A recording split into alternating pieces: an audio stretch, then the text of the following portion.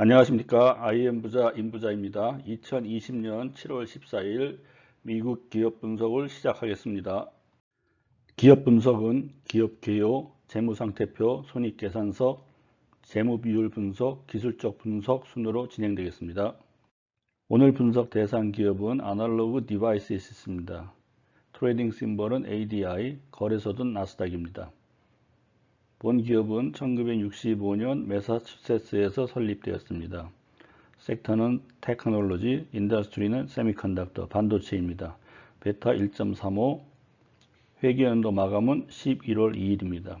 배당입니다. 분기별 주별 배당 금액은 2017년 0.45불, 2018년 0.48불, 2019년 0.54불, 2020년 0.62불로 매년 증가 추세가 지속되고 있습니다. 아날로그 디바이스는 세계적인 고성능 아날로그 기술 회사입니다.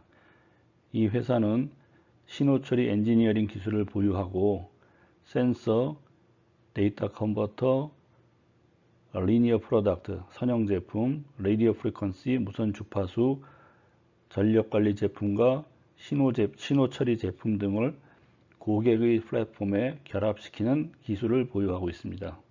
본 기업의 주요 전략 시장은 신호처리 기술이 요구되는 분야로서 산업, 자율주행, 일반 소비자 및 통신 부분입니다.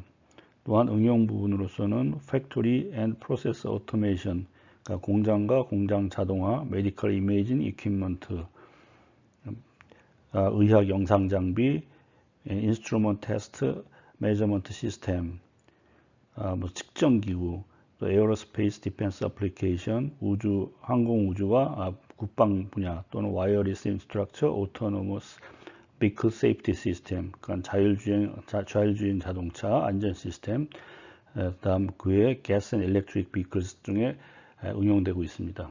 인수합병입니다. 본 기업은 2017년 3월 기업 리니어를 인수합병했습니다. 총 인수합병 금액은 158억 불입니다. 그 중에 111억 불 정도는 현금과 시니어 언시큐어드 노트, 즉 선순위 무담보 채권의 발행으로서 조달하였고 46억 불은 자사주를 발행해서 조달하였습니다.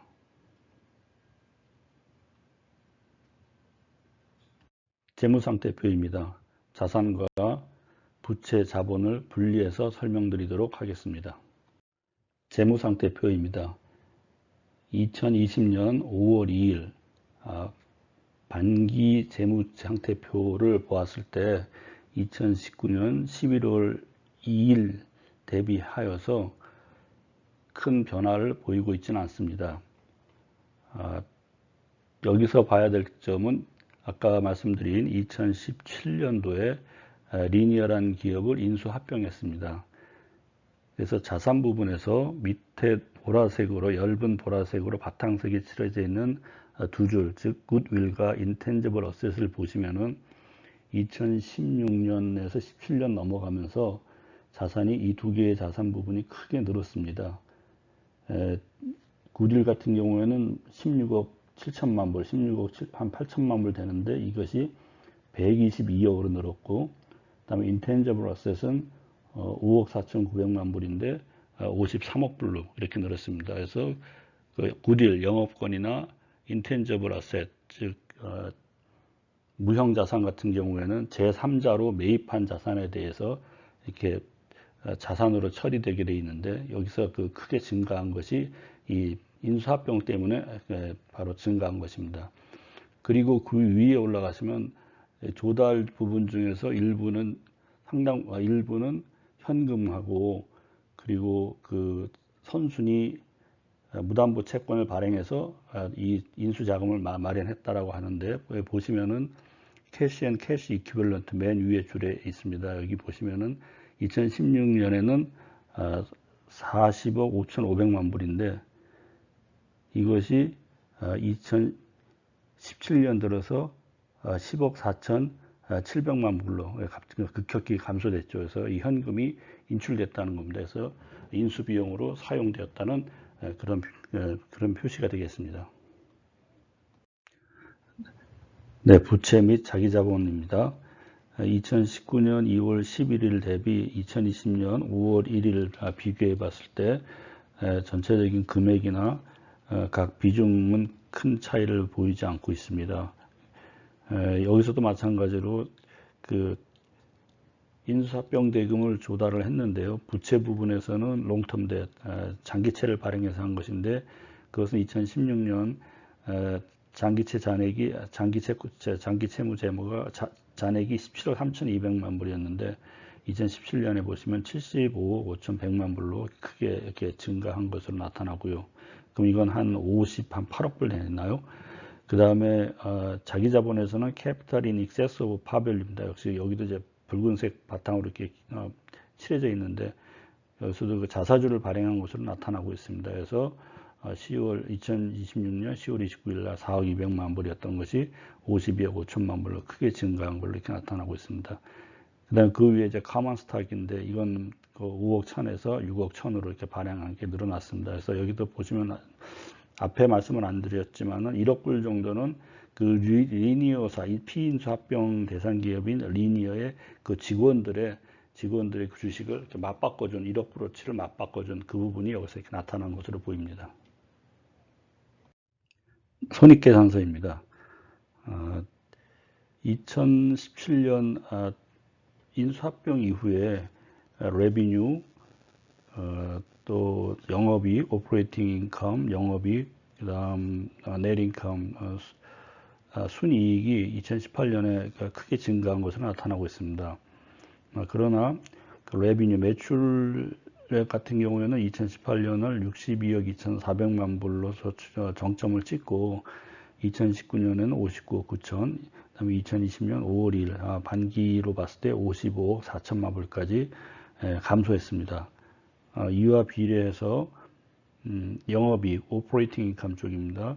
그 부분도 18억 9,900에서 17억 1천, 그 다음에 2020년 5월 2일에는 14억 200만 불로 이렇게 계속 감소됐고요. 역시 순이익도 넷인컴도 15억 600만 불에서 13억 6,300, 11억 1,100만 불로 이렇게 감소했습니다. 주당 순이익은 역시 2018년에 4불 5전 가장 높았던 것 같고요. 그 다음에 2019년에 3불 68센트, 또 2020년 5월 2일 날 3불 22센트, 이렇게 2019년부터 시작된 그 미중 무역 마찰, 또 하웨이 등 중국 IT 기업에 대한 수출 불허에 따른 이제 매출과 수익 감소 부분이 그대로 나타나고 있습니다. 다만 앞으로 더 봐야 될 부분이 이제 애널리스트들은 이제 2020년 5월 기한으로 해서 이 매출이나 수익이 바텀, 즉 바닥을 좀 친 거 아니냐라고 이제 보고 있는데, 이 기업 같은 경우에는 인수합병을 했기 때문에 그 인수합병에 대한 효과가 어떻게 나타나는지는 앞으로도 좀 더 이렇게 좀 지켜봐야 될 그런 부분으로 보입니다. 손익계산서 두 번째 페이지입니다. 첫 번째 페이지에서는 각 항목이 전체 매출을 기준으로 몇 퍼센트의 비중을 차지하고 있느냐라는 그 비중을 보여드린 거고요. 이번에는 전년 대비 증감을 보여주고 있는 겁니다.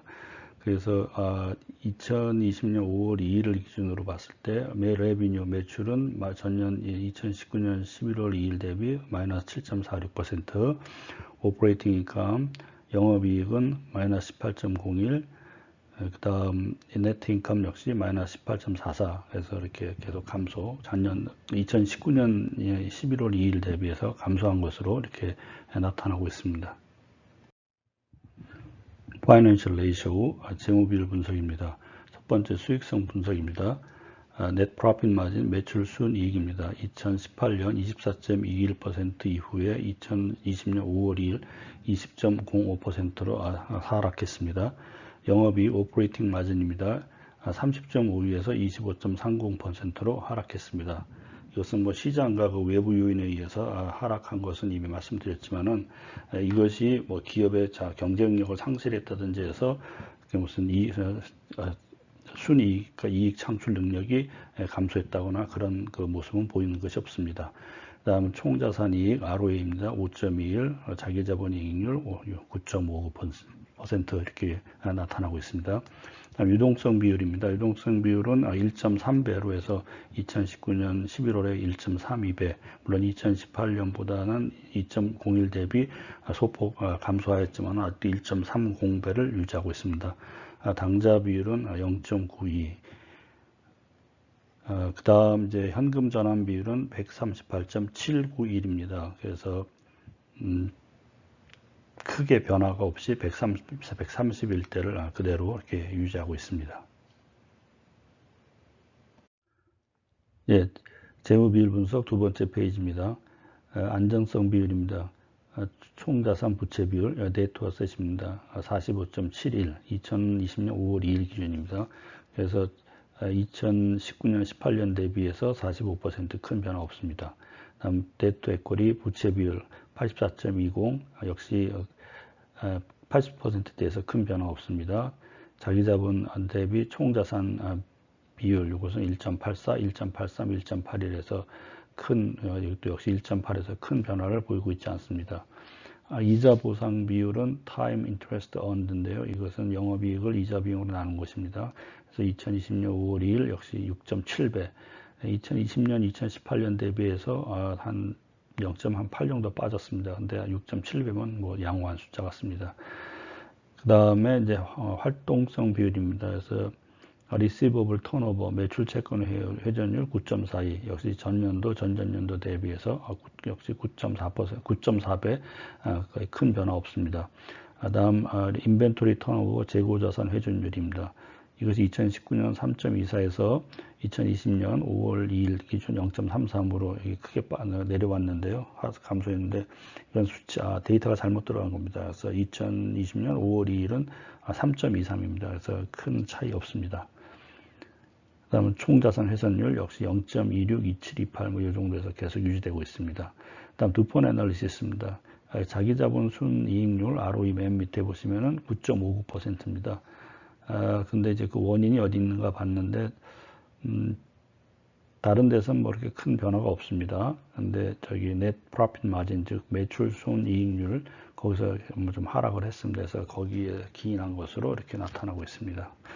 지금 이 표에서는 레퍼런스 쪽에 보시면 제가 공식을 좀 다 넣어드렸습니다. 그래서 어떤 부분은 분모에 에버리지, 즉 평균값이 들어가야 되는데, 그거는 뭐 좀 간단하게 하기 위해서 그건 다 빼버리고 그냥 평균값 없이 그냥 그 분모 대상만 다 넣어서 이렇게 공식을 넣어드렸습니다. 그래서 이 표를 보실 때 한번 참고하시라고 이해를 돕기 위해서 그대로 넣어드렸습니다. 네, 기술적 분석입니다. 이 회사의 차트를 보시면은 이 장기간에 걸쳐서 그 전체 그 주가가 우상향하면서 이렇게 꾸준히, 물론 등락은 있지만 꾸준히 이렇게 올라가는 성장 추세를 보여주고 있습니다. 오늘 이 차트에도 역시 20일하고 60일 이동평균 들어가 있고요. 그 다음에 RSI 7일치가 들어가 있습니다. 7일자 RSI가 같이 들어가 있습니다. 오늘 7월 13일부로 이 회사의 또 하나의 또 그 이슈가 떴는데요. 다름이 아니고 경쟁사인 맥심이라는 회사를 210억 불에 인수합병하는 것으로 이렇게 좀 오늘 발표가 됐습니다. 그래서 물론 이 딜은 2021년 여름에까지 가서 이제 종결될 딜인 것이기 때문에 앞으로 어떻게 전개될지를 이제 좀 관찰할 필요가 있습니다. 이 회사는 2017년에도 리니어라는 회사를 이제 인수합병해서 그 인수합병에 대한 시너지 효과가 어떻게 날 것인지 좀 지켜봐야 되는데, 그 지켜보기도 전에 또 새로운 인수합병이 또 이 인수합병 이슈가 또 이렇게 떠올랐습니다. 맥심하고는 이렇게 크게 중복되는 사업 분야가 아니라고는 하는데, 그래도 어쨌든 일부 부분이 있는 것 같습니다. 그래서 그 부분은 앞으로 어떻게 될지 좀 관찰을 해야 될 것 같고요. 하지만 이 업체는 어쨌든 5G 회사이기 때문에 앞으로도 잠재 성장성이 계속 갖고 있는 회사입니다. 그래서 적정 레벨마다 뭐 분할 매수한다든지 이렇게 해서 장기적으로 한번 기업을 관찰하면서 투자를 한번 해볼 만한 회사가 아닌가 이렇게 생각이 되는 회사입니다. 예, 감사합니다.